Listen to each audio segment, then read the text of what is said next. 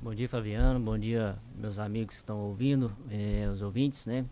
Eh, Hoje a gente vem falar sobre algumas questões do INSS que são básicas, mas são importantes, que é com relação às contribuições para o INSS, né? Porque muita gente ainda tem dúvida.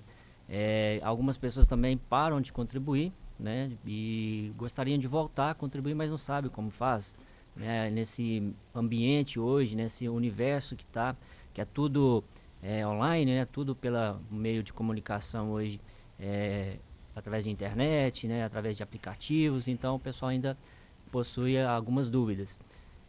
Mas são coisas básicas, são coisas muito simples. A gente vai estar falando aqui para vocês sobre isso. O primeiro ponto a gente tem que destacar que são três formas de estar fazendo as contribuições, né? A gente fala as contribuições por carnê.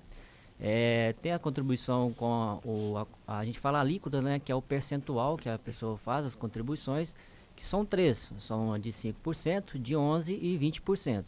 Aí, qual que é a diferença, né? Tem algumas diferenças importantes que a gente tem que lembrar. A alíquota de 5%, ela indicada, né, no caso, somente para duas pessoas, não são todas as pessoas que têm esse direito a contribuir 5%. São as pessoas que contribuem porque são MEIs, né, microempreendedores individuais, e também tem as pessoas que são consideradas facultativas baixa renda, né, que contribui com o código 1929. O que significa essas pessoas facultativas baixa renda? São pessoas que têm o cadastro no CadÚnico, né, no CRAS, atualizado, precisa ter esse cadastro atualizado. São pessoas normalmente que não têm renda fixa, né, não trabalham, se dedicam mais às atividades do lar. A gente pode citar aí desempregados ou até mesmo donas de casa. Então, essas pessoas têm direito a contribuir 5%, hoje em torno de no máximo R$ 70, R$ 75 por mês a mensalidade do INSS.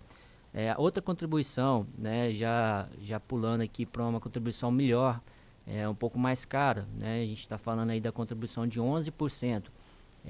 Tanto ela quanto a de 5%, ela só dá direito à aposentadoria por idade. Então, por que a gente está falando sobre essas contribuições hoje? Para a pessoa já identificar onde que ela está, em que situação que ela está, se ela está contribuindo da forma correta, se é isso mesmo que ela está querendo. Então, assim, a diferença da contribuição de 11%, qual que é a diferença dela? Ela é um pouquinho mais cara, né? Ela dá os mesmos direitos, porém ela é destinada para as pessoas que têm um vínculo, né, de trabalho, porém não é um vínculo empregatício de carteira assinada, por exemplo. Vamos citar aí o pedreiro, a costureira, tem um trabalho, né, formal, trabalho, mas não é um trabalho regulamentado por um órgão, por exemplo, como a gente tem, os advogados têm, como a OAB, né, o CREA, por exemplo. Essas pessoas não têm um órgão que regulamenta a atividade. Então, normalmente as pessoas escolhem contribuir com o código da contribuição de 11%, que é o 1473, né, salvo engano, o 1106, né, que é o contribuinte individual. E tem, caso a pessoa possa ter uma condição melhor para contribuir, o contribuinte com 20% da alíquota. Essa contribuição do 20%, qual que é a importância dela? Você pode contribuir entre o salário mínimo e o teto do INSS. Então, a diferença é que as contribuições de 5% e de 11%, você só pode contribuir em cima do salário mínimo. Então, as pessoas às vezes perguntam, não tem dúvida, eu posso contribuir 11% em cima de 2.000 de salário? Não pode. Então, a contribuição nesse caso teria que ser de 20%, tá? Qual que é a vantagem de contribuir 20%? Você poderá aposentar mais cedo, né? Você poderá ter um salário de aposentadoria maior do que o salário mínimo, vai depender dos casos, das suas contribuições. Então, isso tudo é avaliado. Então, qual que é a importância, em resumo, dessas alíquotas, né? Desse resumo de contribuições para vocês? Você sabendo qual a contribuição que você está fazendo, e você às vezes está faltando pouco tempo para aposentar, você pode calcular, ver qual que é a aposentadoria mais próxima que você tem direito, e planejar se você continua contribuindo em cima de uma alíquota menor ou se você faz a complementação para aposentar mais cedo, ou você faz uma contribuição maior de 20% sobre esse salário, com salário maior, para ter uma aposentadoria melhor, tá? Então, em resumo, as contribuições que é possível fazer, então, são 5, 11 e 20%. E qual que é a importância de lembrar disso? Que muita gente agora, né, muitas informações que estão saindo do INSS, gostariam de voltar a contribuir para o INSS, mas não sabe como faz esse retorno das contribuições. Ou até mesmo gostaria de fazer recolhimentos em atraso, né, recolhimentos que às vezes deixou de fazer por um certo período e quer voltar a fazer agora. Então tem um ponto importante que tem que se lembrar, é o que? Se você quer voltar a fazer contribuições, primeiro, você quer voltar a fazer contribuições a partir de agora ou você quer voltar a fazer contribuições de períodos que você recolheu em atraso? Se você recolheu em atraso, você tem que analisar o seguinte: se compensa recolher 11%, se é possível recolher 20%, porque qual que é a diferença? Se você recolher 11%, lembrando que você vai ter direito só à aposentadoria por idade. Se você tiver direito a recolher, se é viável recolher 20%, apesar de ser um pouco mais caro, e vai ter juros e multas se for contribuições do período posterior a outubro de 96, a importância disso é o que? Se você contribuir com 20%, você vai poder aposentar por idade e às vezes até aposentar por tempo de contribuição um pouco mais cedo, antes dos 65 e antes dos 62. Por isso que a gente sempre vem falando aqui, o Dr. Farlandes falou na semana passada sobre o planejamento. Então, antes de você gerar uma guia, antes de você pedir uma guia de complementação ou uma guia de indenização, de recolhimento em atraso, ou começar a contribuir por agora, seja na alíquota de 11, de 5 ou de 20%, é fazer esse estudo, né? Fazer o estudo se realmente é viável contribuir, porque às vezes você até quer voltar a contribuir, mas talvez não é necessário contribuir com 20%, às vezes você pode voltar a contribuir apenas com 11%. Então, para você não perder dinheiro, né, a gente sempre vem falando isso em todos os quadros aqui, o Dr. Fernandes falou na semana passada sobre planejamento, o estudo e sabendo que existem essas 3 opções de contribuições, para isso, tá? Lembrar disso, que existem essas 3 opções, lembrar que tudo é planejado, né? Tudo é analisado, tem que ser analisado com calma para ver qual que é o melhor caminho que você tem que seguir para voltar a contribuir ou fazer as contribuições em atraso. Então, gostaria de estar trazendo esse tema para vocês, né? Para lembrar que é um tema base, né, de todo o estudo que a gente vem falando aqui de vocês, de todas as novidades que o INSS vem trazendo. Então, acho que esse ponto das contribuições é a base de todo os direitos que a gente vem comentando aqui nos quadros do Café com Previdência. Orientação importante que o Joel está trazendo para você, né? E a gente já tem também aqui algumas dúvidas dos ouvintes. Essa é a proposta do quadro, responder os ouvintes e telespectadores. Ela está dizendo que o filho está aguardando há 50 dias a resposta para um auxílio-doença. Ele foi afastado do serviço porque quebrou a mão e ainda não teve essa resposta. Ela tem que continuar aguardando? É a pergunta da ouvinte aqui do programa. Olha, muito boa pergunta. Infelizmente, o INSS está atrasando muito a análise dos pedidos, né? Eu aconselho o seguinte: procurar um profissional, né, da sua confiança, para ver se é possível entrar com uma ação judicial, um mandado de segurança pedindo para concluir esse pedido, né? Ou entrar lá no aplicativo, né, e confirmar se realmente está em análise ou se está aguardando um cumprimento de alguma exigência. Porque às vezes o INSS solicitou lá que seja feita uma perícia presencial, ou solicitou que seja apresentada alguma documentação da empresa onde a pessoa trabalha, sei lá, uma declaração do empregador falando qual foi o último dia de trabalho dele. Então, às vezes, pode ser que seja isso, às vezes está aguardando algum cumprimento de alguma exigência. Então, tem que ser analisado essa situação. Se porventura é um erro do INSS, essa demora, né, a demora administrativa é por culpa do INSS, a única saída que se tem primeiro, você pode manifestar na ouvidoria do INSS pedindo uma urgência na solicitação ou entrar com mandado de segurança na Justiça Federal. Eu tenho outra dúvida, vamos lá. Bom dia, Flaviano. Eu gostaria de perguntar ao advogado.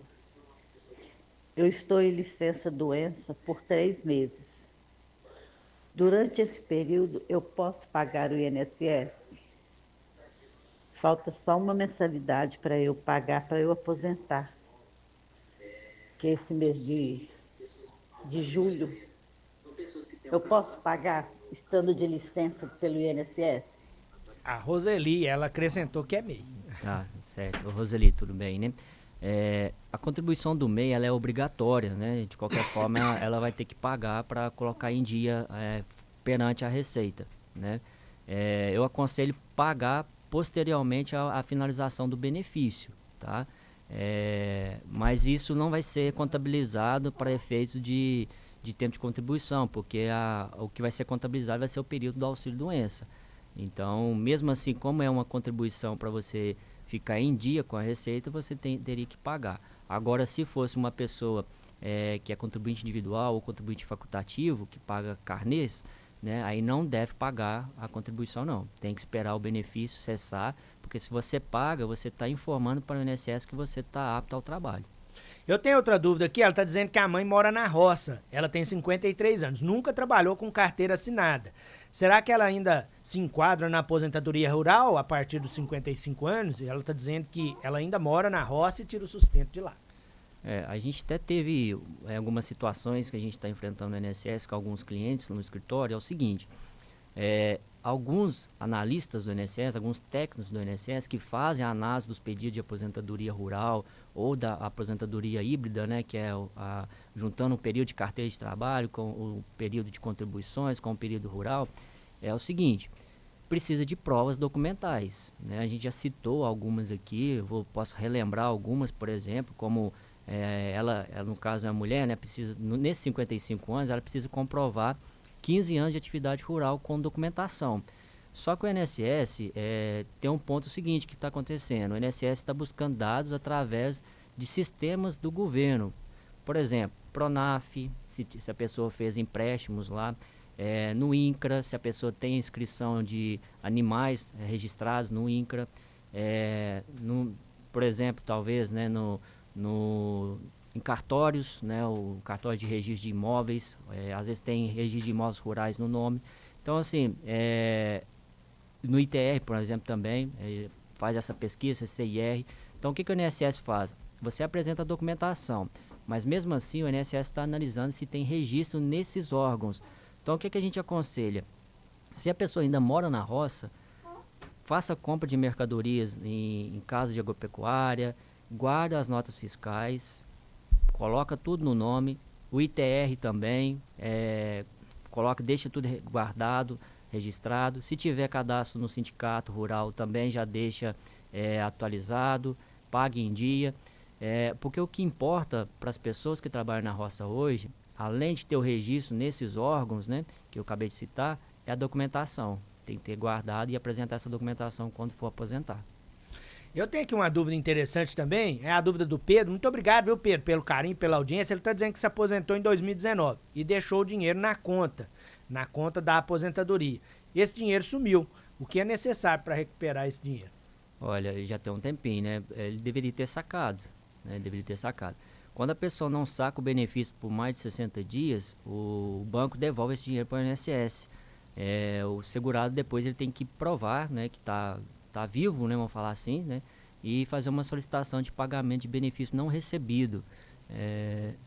Aí ele tem que solicitar isso perante o INSS. Vai ser complicado um pouquinho, vai demorar um pouquinho, então eu te aconselho procurar um profissional da sua confiança para avaliar essa situação. Na maioria dos casos, não se passa tanto tempo. Normalmente a pessoa tem algum problema na hora de sacar o benefício, fica ali uns 3 meses, 4 meses sem sacar. Mas tantos anos assim sem sacar, aí tem que ser avaliado, né? Porque já prescreveu, né? Vamos colocar aí, possivelmente já passou mais de 5 anos. Talvez ele não consiga receber desde 2019. Ele vai conseguir receber os últimos 5, talvez. Então tem que avaliar isso. Essa é a participação do Joel, esse é o quadro Café com Previdência ao vivo aqui no programa Bom Dia Divinópolis. Muito obrigado, viu, Joel, pela presença. Flaviano, muito obrigado, eu agradeço pela me convidando a participar novamente do quadro. Espero ter esclarecido as dúvidas, a gente está à disposição aí, trazendo as novidades sobre a INSS, sobre benefícios e aposentadorias, enfim.